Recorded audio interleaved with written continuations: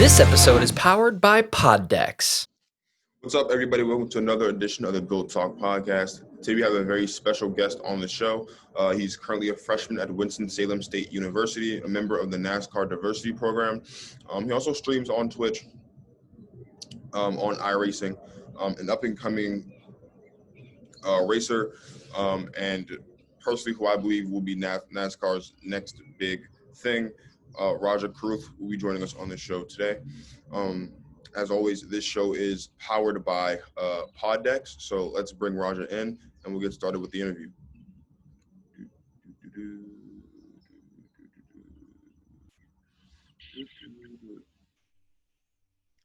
What's up, Rajah? How you feeling, bro? Good. How are you, Marcus? I'm good. How's quarantine been treating you? It's been honestly pretty good. I feel like I've grown a lot. Personally, physically, professionally. It's been very good. I know, it's not been that good. But yeah. I I know obviously this is your freshman year and you're not on campus at Winston-Salem. How has your freshman year been virtually so far?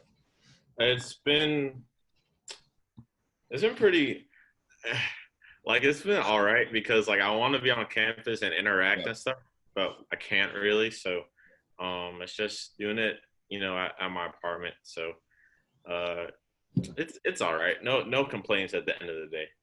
I feel you. Well, before we get started with all the questions about you and your racing and all of your career endeavors, just want to ask you a few questions brought to you by Poddex. Poddex are unique interview questions and episode starting prompts in the palm of your hand. So whether you're a new podcaster or existing broadcaster looking to grow your audience or get more engagement, you're going to want to check out poddex.com. Use code GTP2020 for 10% off your first order.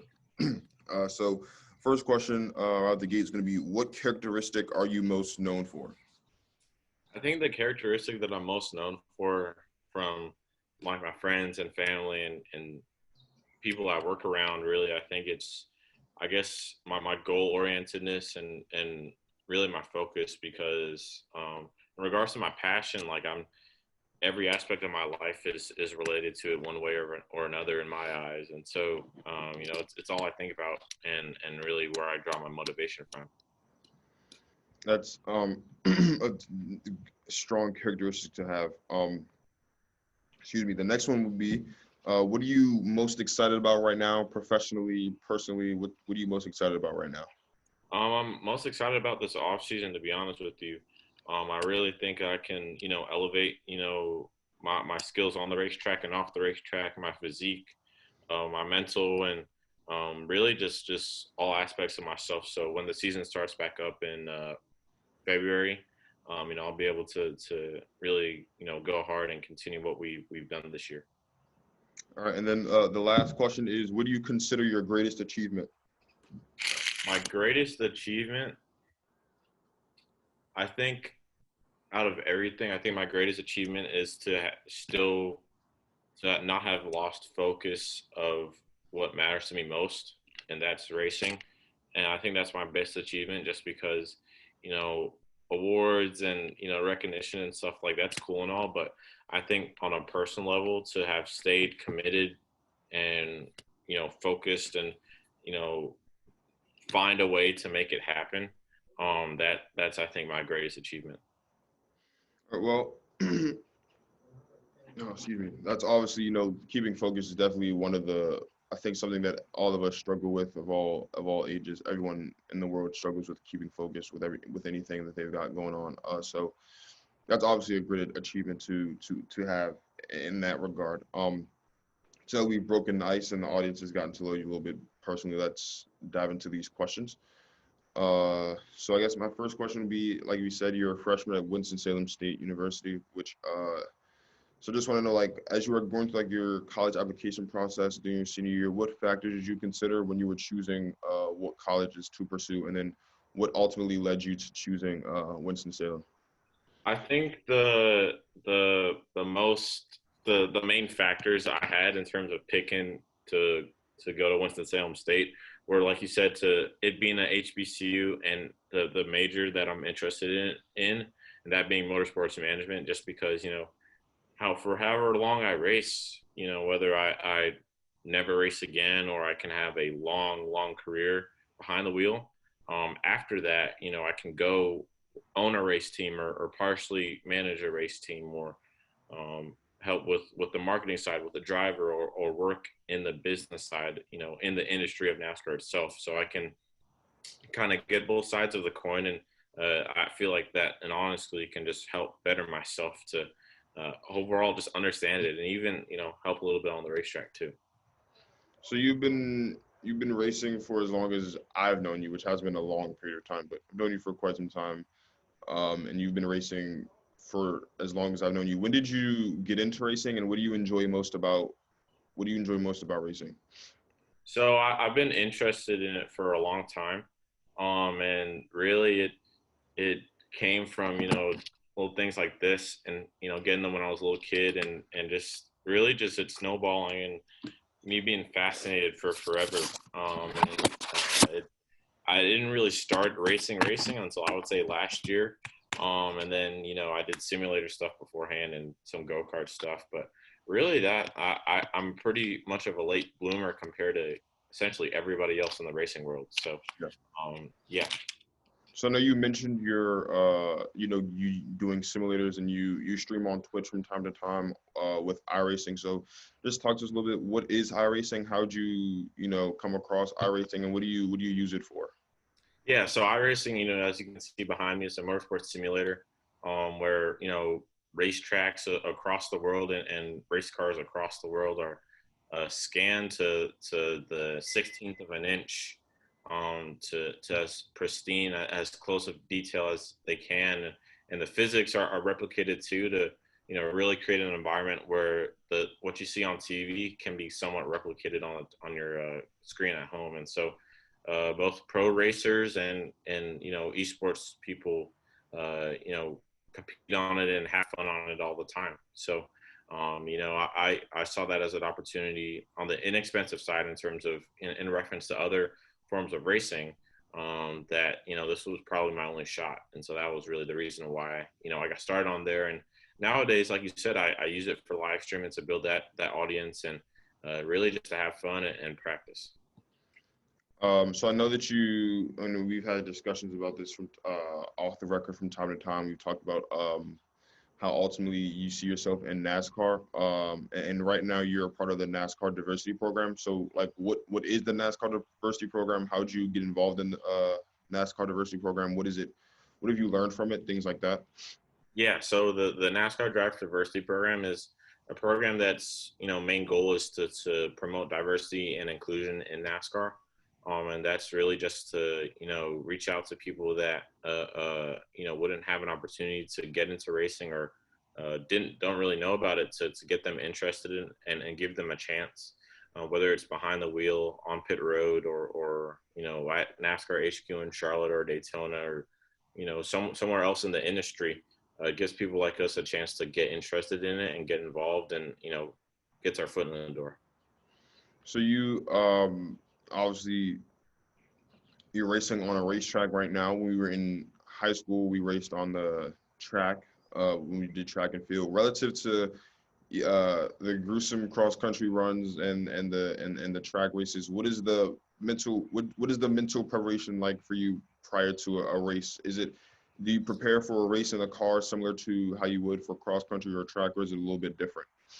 Yes and no. It's a little similar just because, you're ready to compete and, you always get a little bit of butterflies, but at the same time, we put in the work throughout the season and throughout, the early mornings or late nights and, you put in the work. So what's there to be nervous about? So, it's a similar approach in terms of just, okay, you know what you have to do and your game plan and, you just got to execute. And that's really it, to be honest with you. Like, I know there's, a little bit more factors that you have when you're racing, but honestly, it's comparable to football and basketball. Like, you've worked hard and, you've hopefully practiced in scenarios that, you're about to compete in. So, It's nothing new. It's just you got to be ready to work.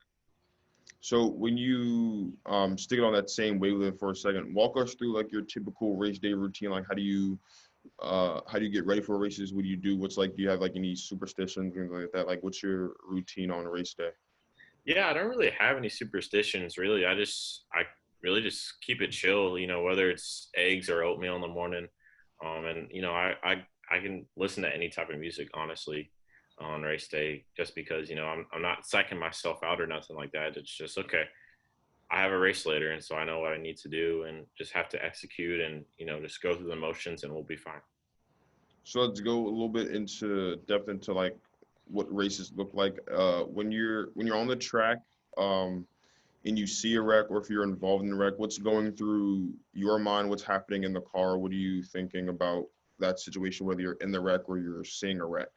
Yeah, seeing and that's a good question because there's a whole different I guess process of mind or thought process in terms of in a wreck, whether it's you're in the initial start of it or it's happening in front of you and you have some decision making to see if you can avoid it. And so there's a whole lot of things you have to factor in, but it's not also not just by yourself. You've got your spotter in your ear, he's your eyes in the sky, and so they can see the whole racetrack. And a lot of times your spotter is more experienced than you, so they can understand kind of how the cars ricochet off each other and driver habits and whatnot, so they can say go here or go here because they are able to predict what's going to happen. And so really it's just a lot of it's instinct, but at the same time you can't get so flustered when you see a wreck happening. You just gotta okay, let's weigh out pros and cons. If I go this way, if I hit him, how much will it hurt my car? Different things like that. And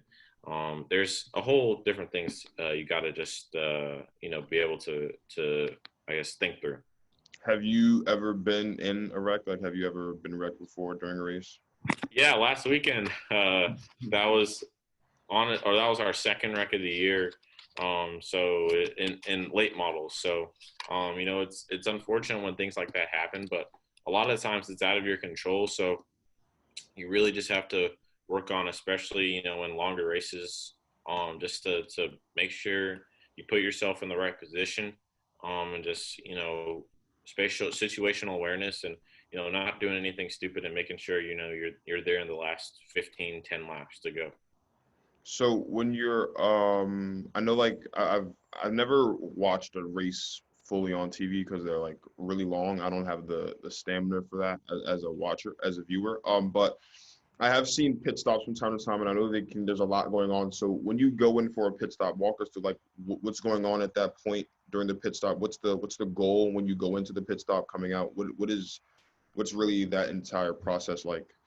Yeah, so the goal of a pit stop is really just to get your tires changed and not only service the car in terms of getting new tires and fueling it back up, but also to make adjustments to improve the handling of the race car. And so in addition to that, also fix any damage that you may have encountered. And so the thing with pit stops is that there it's such a long race, and but at the same time it's such a fast sport, so you can't, even if you lose a second or two on a pit stop, that translates to, a fifth of, a fifth of a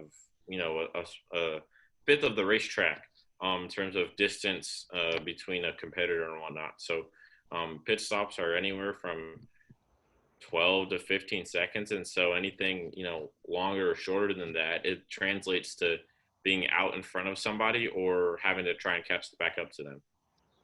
So you had your first win a few weeks ago. Where were you when you got that win, and what was that like? How did the win feel after you realized you won the race? Yeah, so my first win at Greenville Pickens 2 or 3, almost 3 weeks ago now. It was pretty surreal.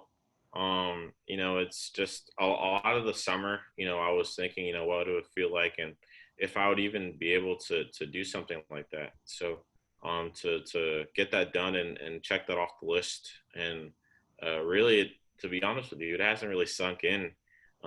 It's pretty crazy, but um, you know, like Kobe said, job's not finished. So Yeah. You just got to keep going and carry the momentum into the off season. So I know, like, when you're like talking about like cross country or track, one of the biggest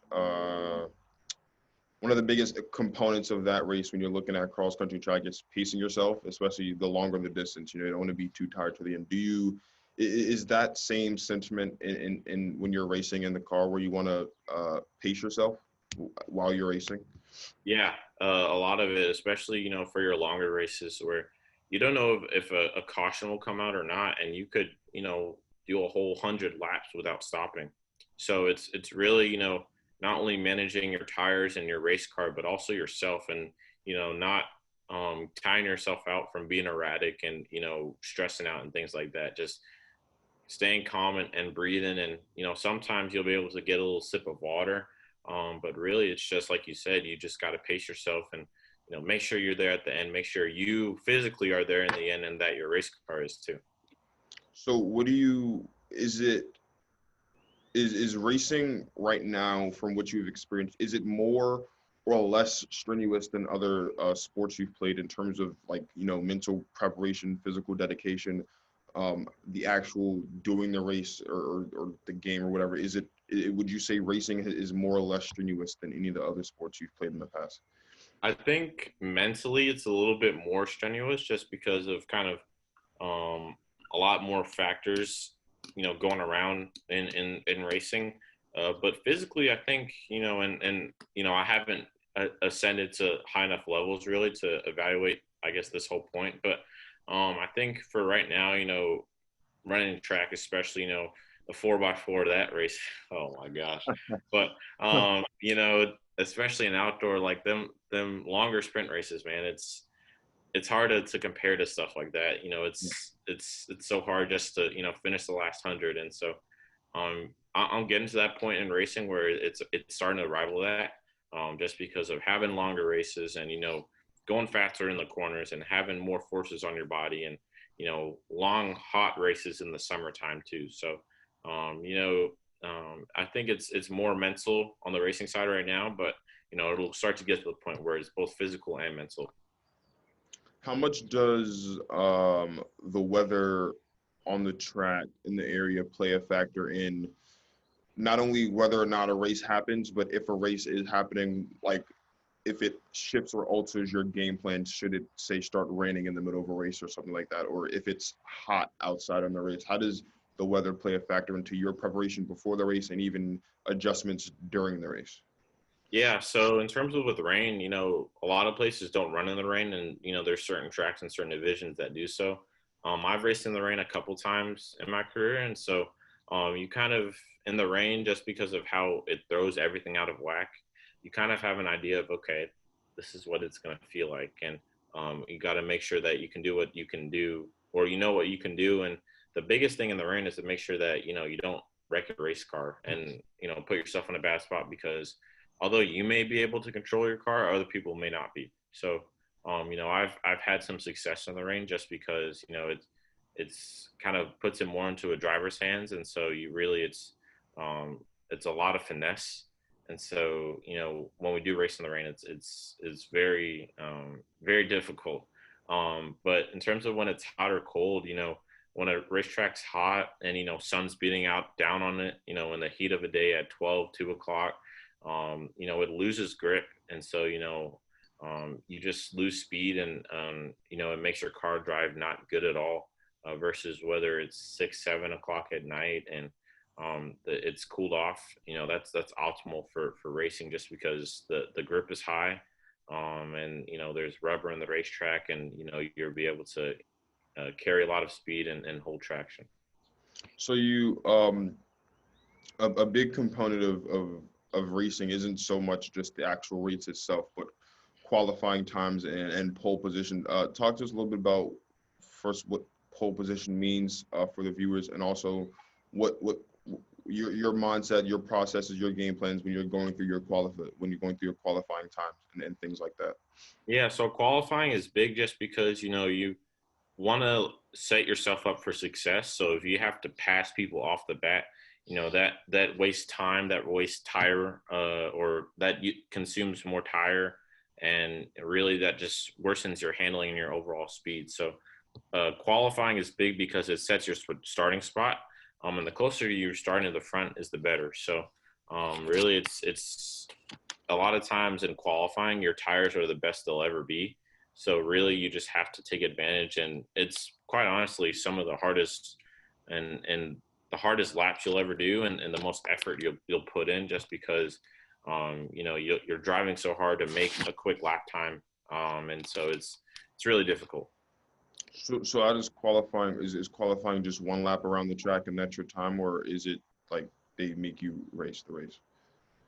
It depends. It depends on what different tracks do. Sometimes it's just 2 laps. Sometimes it's just one.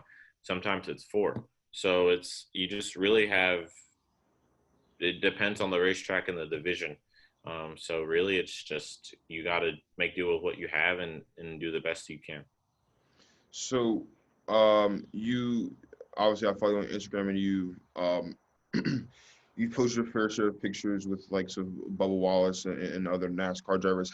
How did you get into a position where you could meet those NASCAR drivers, and what is that like for you, both as a driver and as a fan, to go to these NASCAR events and watch the races and be down, on the track with these guys?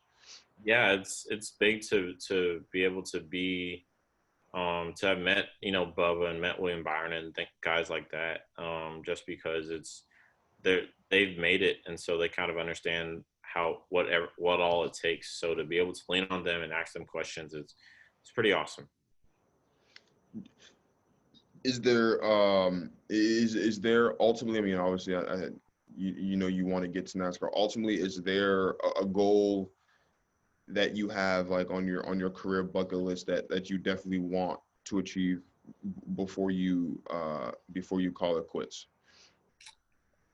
I think my goals in NASCAR really are to be a champion and to hopefully be in the Hall of Fame one day, to just be remembered, just because results and stuff is cool and all, but at the end of the day, you get remembered for your impact on people. So I think when I'm done racing, I would want to hopefully still be remembered for generations to come, and hopefully have been remembered for a good reason. So how long are these races usually for you? I mean, you look at NASCAR and they're driving 500, sometimes 700 laps at once. What's the longest race you've been in, and what was that? How challenging was that for you when the races go long? So the longest race I've done has been 100 laps, and I've done that a couple times this year. And so it's not too bad, really. Just you have to manage yourself, and pace yourself, and save your equipment, save your tires, and whether you find a different line that you can use later on, whether it's to put that in your back pocket or things like that. You really just have to pace yourself and have a good pace and run that and stick to your game plan. But if you need to, you also, will have to change that. But the most important thing for the longer races is just to pace yourself and to stick to, the game plan that you and your team have outlined. So a lot of times when you talk to athletes who are in sports, it's like you talk like basketball players, like their dad was like a basketball player, or their mom was a coach or something like that. Or there's like some type of athletic something in the family. Is racing something that is commonplace in your family, or is this just something that you just picked up and wanted to do, under your own volition? It was something I picked up on my own. Like I got hooked on from younger, and other racers and stuff and people in the industry. It's a family tradition, and they get into it that way. And I just got attached to it, and just didn't lose sight of it. So what's that support like from your parents, your siblings? Was it difficult? Was it difficult in the beginning to convince them to let you get in the car and things like that? How was that like for you? Yeah, I really had to convince mom to think it was safe and whatnot. But over the past few years, it's been good because everybody's been really supportive, and my friends, family, everybody's been really supportive from every step of the way. Do you have a memory, We'll say let's start as a fan. As a fan, what's your fondest racing memory as a fan? I would say my fondest racing memory is probably my first race I went to at Richmond in 2014. That was awesome just because, I'd never been to one before, and, that was just, it was pretty awesome. Is there a particular track that you've been to that you would hold on a higher esteem or a higher pedestal relative to everyone else? Like, do you have a favorite track as a fan to go to? I think, two places that I've been that have really stood out to me, I've been Richmond and Daytona. Just because Richmond being my home track in the first place that I've gone to, and Daytona for the history that place has, and how many racing divisions have raced there outside of NASCAR, and how long it's been there, and how it's been at the forefront of stock car racing in America for years and years, almost 100 years. So aside from your win, is there a memory that you have as a racer that you hold closely to you, whether it's on the track or off the track? Could you Other than reword that? So okay, so like other than the win, because I would imagine that your first win is obviously a very fond memory of yours. 'Cause it's the first one. Do you have another memory that's one that you like, a favorite experience of yours as a racer, whether it's on the track or off the track? I think I got a couple right now. So I think one that comes to my head off the bat is practicing with Bubba last year, in Legend Cars, which is a essentially like almost high school ball kind of a division, or pickup kind of. So to practice with him and just be on the same racetrack as him was pretty awesome. And then this year, really, racing with tons of different people on the late model scene, national champions and track championship champions and the best in the region and the country. It's been fun because I've learned so much from them, and they've been really, respectful and helpful to me. So I know that there are a lot of sports just in general. There's a strong camaraderie, not just within your own team, but also across teams. You see a lot of NFL players who have very strong friendships with people from other teams. Same thing in the NBA and things like that. Is that true for racing? Do you have a lot of strong bonds with the guys outside of your racing team, and are those bonds in some ways stronger than the bonds you have within your own team, or are they about the same? I would say more so. I'm a lot more, I think, closer with my race team in terms of the time we spent together and the work we all collectively put in. But at the same time, I've got associates and friends that I've raced against, and that work on other race teams. So, it's racing and itself is a very open sport. Well, that's all. Those are all the questions I have for you today. I definitely want to thank you for taking time out of your schedule to join me on the podcast to answer some of my questions. To my viewers, you can follow Rajah on Twitch, Instagram, Twitter, and TikTok at Rajah Caruth _. On YouTube and Facebook at Rajah Caruth, and his website, rajahcaruth.com. I'll include all these things in the link in the description below so that you can have access to that. Again, Rajah, thank you for taking the time out of your schedule to be with us today to talk to us about some of your racing experiences.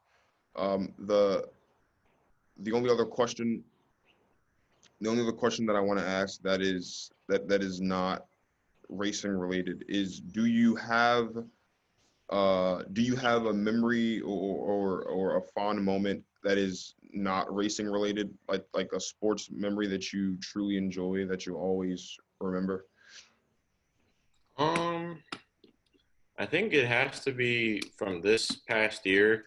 I hope I don't make you jealous. Okay, but this is from indoor states or indoor DC championships, actually not states. And so, we had our 4x4. It was me, Isaac, Levy, and Maximo. He was a freshman. And so that race, we won that race that year, and so it was fun just because of all the groundwork that you and I laid on that Yeah. team.